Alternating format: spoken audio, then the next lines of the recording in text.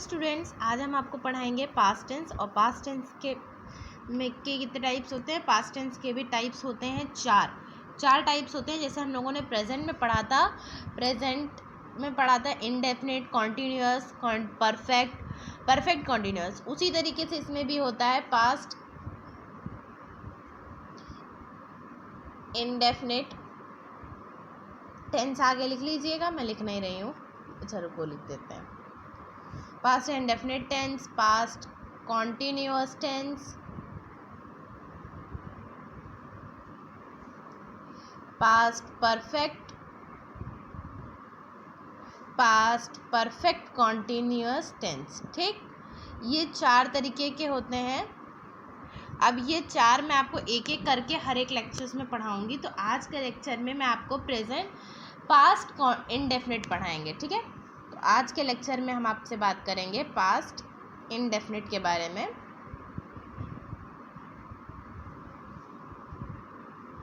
तो पास्ट जैसे हम लोगों ने प्रेजेंट में पढ़ा था, वैसे ही हम लोग पास्ट में भी पढ़ेंगे। तो प्रेजेंट में हमने पहले पढ़ी थी पहचान, और फिर पढ़ा था हमने कि उसका रूल क्या होता है, अफर्मेटिव का, निगेटिव का, इंट्रोगेटिव का। इंट्रोगेटिव में दो रूल्स होते हैं, क्वेश्चन मार्क से रिलेटेड, एक हेल्पिंग वर्ब से रिलेटेड। ठीक है, तो अब हम लोग पहले पहचान पढ़ेंगे पास्ट इंडेफिनिट की। तो पास्ट इंडेफिनिट की पहचान होती है, इसमें लिखा होता है ता था। ठीक है, जैसे हम लोगों ने उसमें प्रेजेंट इंडेफिनिट में बताया था ता है, ती है, ते हैं।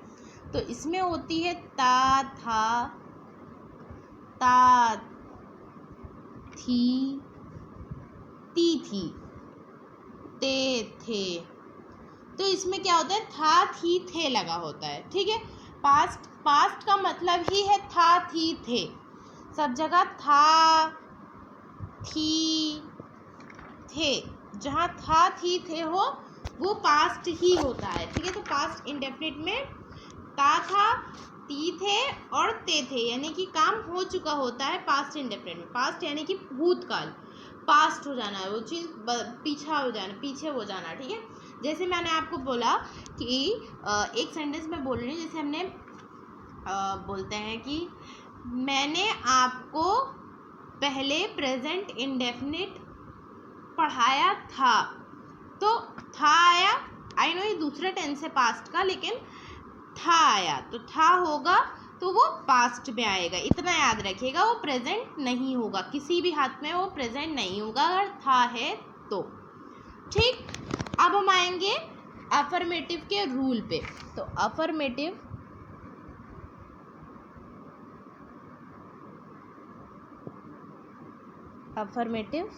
के रूल। अफर्मेटिव का रूल क्या कहता है। अफर्मेटिव पहला इसका रूल है सब्जेक्ट प्लस वर्ब की सेकंड फॉर्म।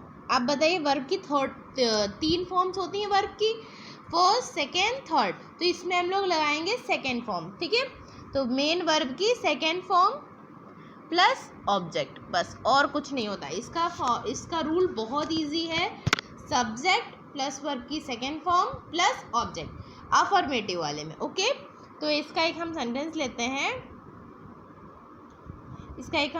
ले लेते हैं, जैसे है वह पढ़ाता था।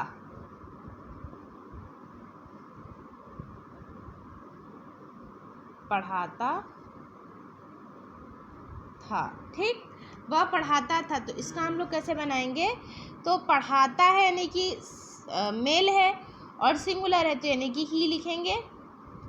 और पढ़ाता था यानी कि पास्ट है, और पढ़ाता यानी कि पास्ट इंडेफिनिट है। अब पढ़ाने की इंग्लिश क्या होती है, टीच। और टीच की जो थर्ड फॉर्म होती है वो भी टॉट होती है, और सेकंड फॉर्म भी टॉट होती है।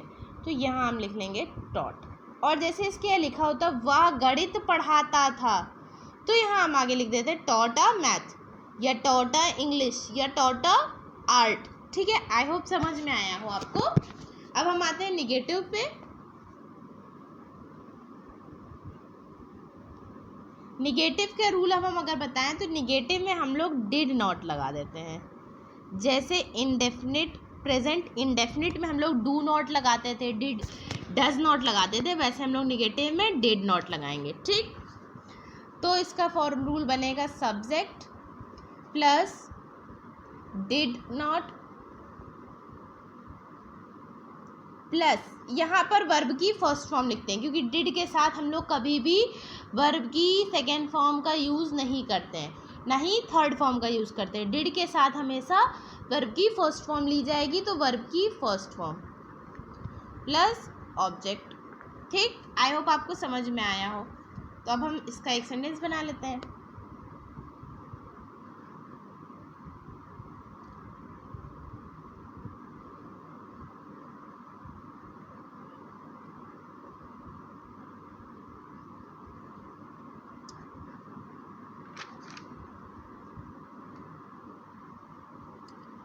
इसका एक सेंटेंस जैसे वह नहीं पढ़ाता था, ये कर लेता है। ठीक है, इसको नहीं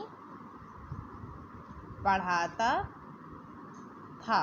ठीक, इसको मैं अगर बनाऊं तो कैसे बनेगा, वह तो ही हो जाएगा, नहीं का लिख देते हैं डिड नॉट, पढ़ाता था यानी कि आ जाएगा टीच, क्योंकि वर्ब की फर्स्ट फॉर्म लिखनी है तो टीच ही लिखेंगे। ठीक है, अब जैसे कोई सब्जेक्ट जोड़ना है या ऑब्जेक्ट जोड़ना है तो उसके आगे ऑब्जेक्ट जोड़ सकते हैं हम, बाकी हमारा ये बिल्कुल सही है। ओके, आई होप आपको समझ में आया हो। और एक रीज़न है कि डिड के साथ हम लोग वर्ब की फर्स्ट फॉर्म क्यों लिखते हैं, तो ये रीज़न है कि डिड हमेशा, डिड भी हमारा क्या है, पास्ट में है। डिड हमारा पास्ट का वर्ड है जो प्रेजेंट करता है कि हमको कि ये सेंटेंस पास्ट का है। ठीक है, इसीलिए हम लोग यहाँ पे वर्ब की फर्स्ट फॉर्म का यूज़ करते हैं। ओके, अगर ये हम डू का यूज़ करते तो भले थर्ड फॉर्म सेकेंड फॉर्म का यूज़ करते, लेकिन डू गलत है, यहाँ पे डू नहीं डिड लगता है। और जब जहाँ कहीं पे भी डिड लगेगा तो वहाँ पे वर्ब की फर्स्ट फॉर्म ली जाती है, इतना याद रखिएगा आप। ठीक है, अब हम आपको बताते हैं इंट्रोगेटिव। इंट्रोगेटिव के सेंटेंस कैसे बनते हैं, तो इंट्रोगेटिव के तो दो रूल होते हैं, एक मेन वर्ब से जो होता है और एक होता है क्वेश्चन वर्ड से। ठीक है, तो पहले हम बताएंगे मेन वर्ड्स का और फिर बताएंगे आपको क्वेश्चन वर्ड्स का। ओके, सॉरी ये वीडियो थोड़ा कट के आएगी, बट कोई नहीं, इसमें आपको एक्सप्लेनेशन अच्छे से हो जाएगा। तो इंट्रोगेटिव का जो होता है, पहले हम लोग मेन वर्ब का रूल लिखेंगे। तो मेन वर्ब के रूल में होता है, पहले हम लिखेंगे डिड, क्योंकि हेल्पिंग वर्ब यहाँ डिड ली जा रही है, सॉरी हेल्पिंग वर्ब से कर रहे हैं ना, मेन वर्ब नहीं हेल्पिंग वर्ब। तो यहाँ पे डिड हो जाएगा प्लस सब्जेक्ट प्लस वर्ब की फर्स्ट फॉर्म। मैंने क्या कहा था, डिड के साथ हमेशा फर्स्ट फॉर्म लगती है, चाहे इंट्रोगेटिव हो चाहे जो, प्लस क्वेश्चन मार्क। ठीक, तो did plus subject plus verb की first form plus object plus question mark. अब हम इसको देखते हैं, सेंटेंस एक बनाते हैं। तो सेंटेंस क्या बनेगा, क्या वह पढ़ाता था।